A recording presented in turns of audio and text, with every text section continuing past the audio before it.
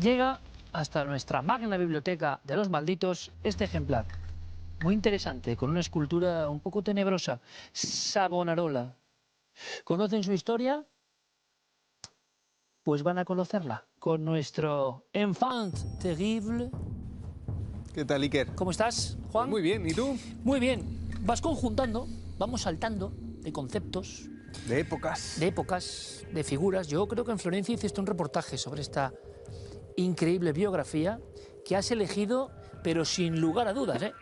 Sí, sí, hablando de malditos no puede faltar, tanto por la gente que él maldijo, como por cómo acabó el maldecido. La historia de Savonarola yo creo que es una de las más fascinantes, tanto por la época en la que se desarrolla, los enemigos que tiene, las decisiones que toma y la cuestión del misterio, que tú sabes que de vez en cuando yo te tengo que dar a ti un poquito de misterio, ¿no? Para que estés contento. La píldora. La dosis. La dosis que Iker necesita. Pues Savonarola tiene de todo. Tiene política, religión y misterio por un tubo. ¿Cómo contárselo a alguien? Digo siempre un joven, pero no tiene por qué, que a lo mejor no conoce nada de esta figura. Pues vamos a contárselo a un joven, a unos enfants terribles que nos están viendo. Vamos a empezar por dónde y por cuándo. Es 1452 cuando nace, es el mismo año que nace Leonardo da Vinci, me parece, vamos a ver, en la época Renacimiento italiano. Y es una Italia que no existe, porque son reinos, ciudades-estado, en perpetua batalla, los estados pontificios, Nápoles al sur, en el norte está Florencia, Milán, hay un lío de mil pares de narices, por no decir de otra parte del cuerpo, más impía. Y ahí tenemos el nacimiento de un Savonarola, que es el tercer hijo de una familia más o menos bien, burguesa, que se puede permitir el lujo de mandar a uno de los hijos a la religión, que era un signo de que la familia iba bien, porque no iba a trabajar, no iba a traer dinero. Savonarola empieza estudiando paramédico, lee mucha filosofía, Aristóteles lo conoce perfectamente. Tiene un problema de amor. Hay una chica de la que él se enamora, que le da calabazas. Es un hombre, va a ser un hombre, es un joven todavía muy irascible, muy sentimental, muy ardiente y prácticamente tiene una visión.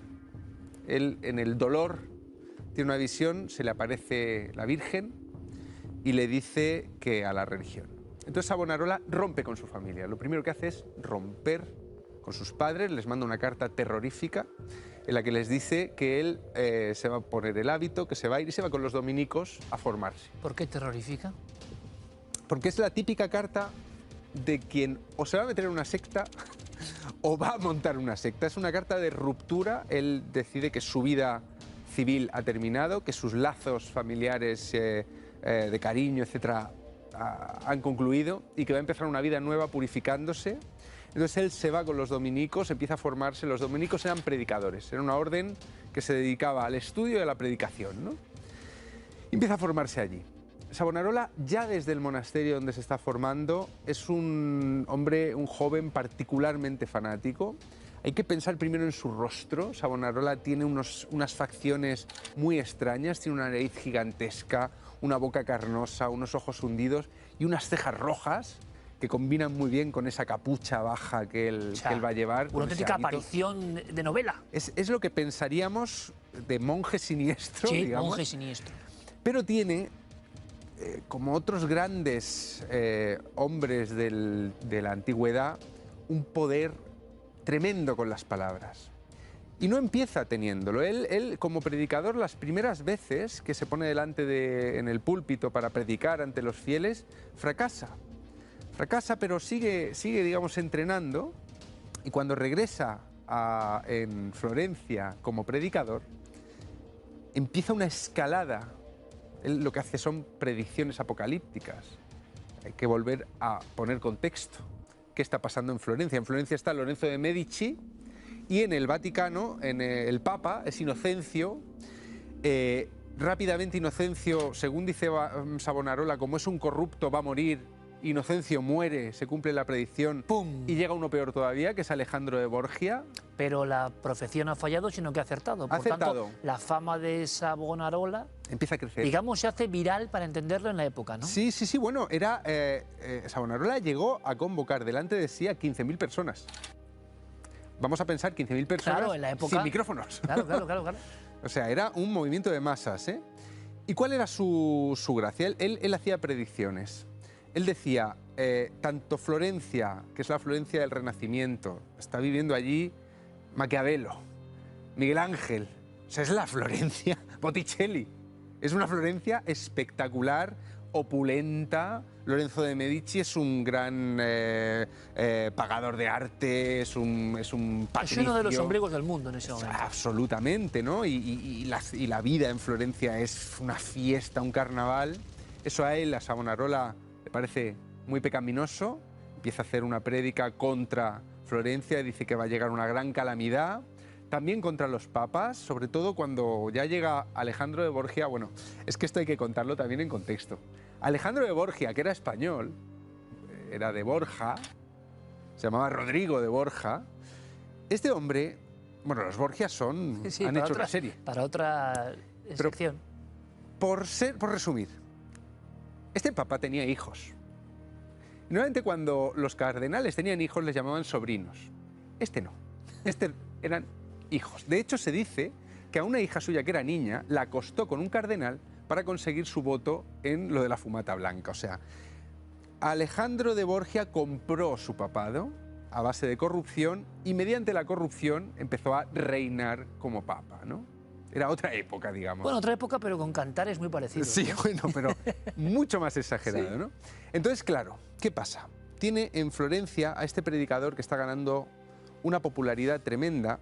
Y ¿Es un influencer? Es un influencer, pero de los grandes, de los que pueden derribar gobiernos, ¿eh? Y empieza a pronosticar con esas visiones que él tiene. Él era epiléptico, entonces entraba en éxtasis, le salía espuma por la boca, se mortificaba, se ponía cilicios, se daba latigazos y empieza a predicar que si no se reforma la Iglesia, una gran calamidad va a llegar sobre Florencia, sobre Italia, sobre Roma, etc. El espectáculo visual, si conocen Florencia, en esa plaza de estas visiones, tenía que ser aterrador, es una película. Absolutamente. Y llega la calamidad.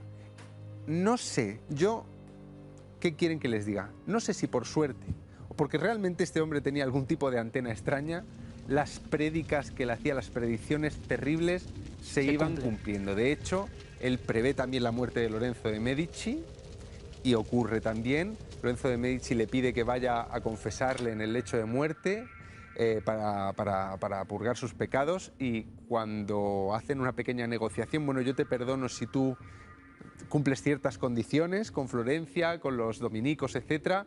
Como Lorenzo a la última petición gira la cara para el otro lado, Savonarola se va sin bendecirlo y este Lorenzo de Medici muere entre grandes sufrimientos por ir al infierno. Imaginemos lo que significa en ese contexto terrorífico, que te dé la vuelta el que viene a darte... Pero, ¿y por qué decías que llega la calamidad? La calamidad es el rey de Francia, como siempre. Carlos VIII, le llamaban el rey cabezón, porque tenía una cabeza que iba bamboleándose para los lados, era un personaje un poco monstruoso.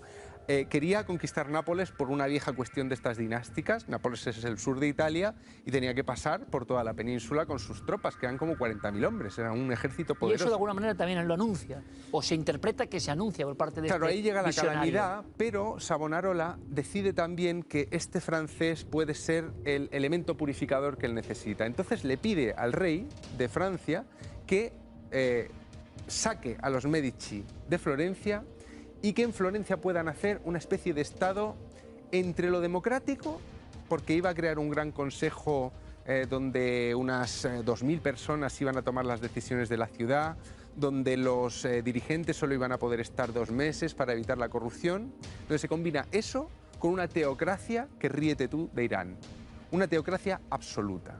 Entonces se le entrega Florencia a Savonarola y se convierte en el dictador. Se había convertido en el hombre más poderoso de la ciudad más importante quizá del mundo en ese momento. Absolutamente. ¿Y qué es lo primero que hace Savonarola? efectivamente, el poder se democratiza, es una cosa bastante inaudita en la época, estamos hablando de la salida de la Edad Media. Y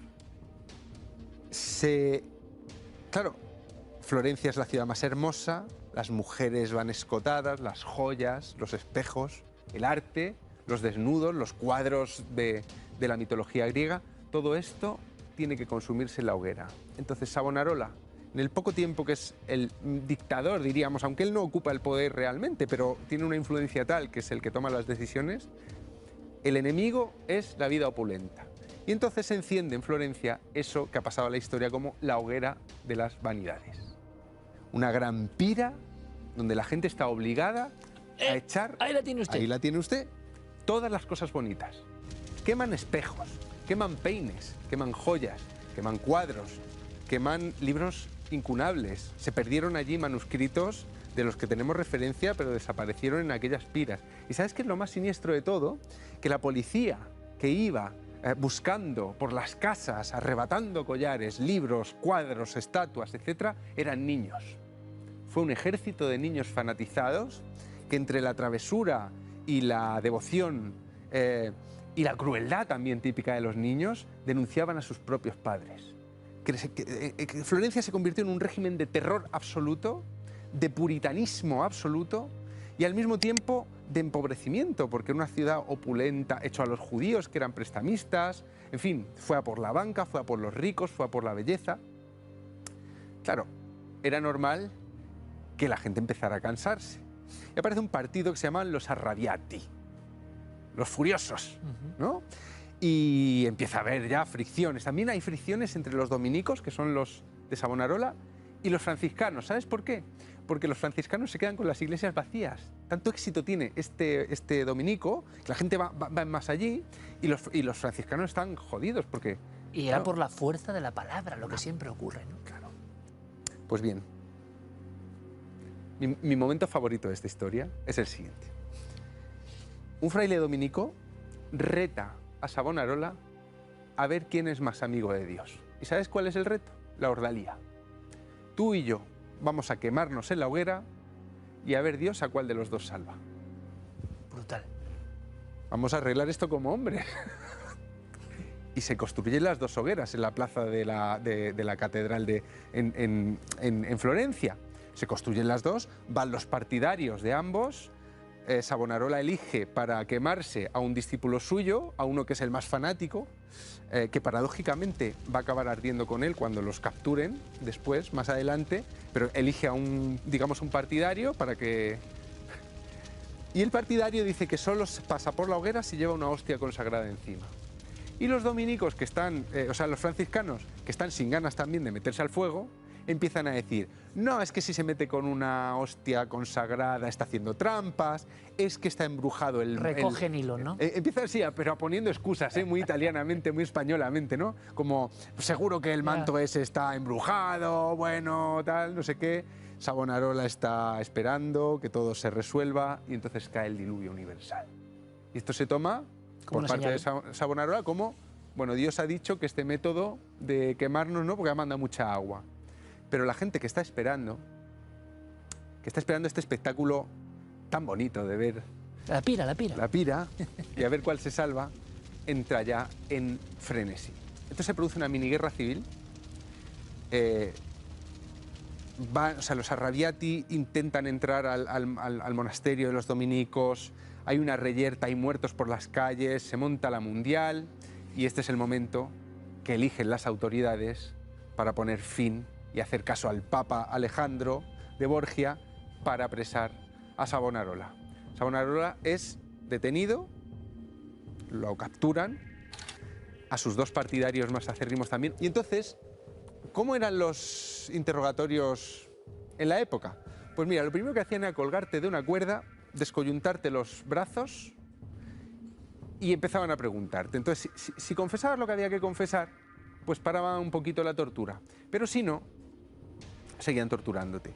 Savonarola, bajo tortura, empezaba a dar por falsas algunas de sus prédicas. Empezaba a decir que no había dicho exactamente eso, que había mentido, qué tal. Pero es que por si fuera poco, el secretario que tomaba nota de todo adulteraba los testimonios de Savonarola.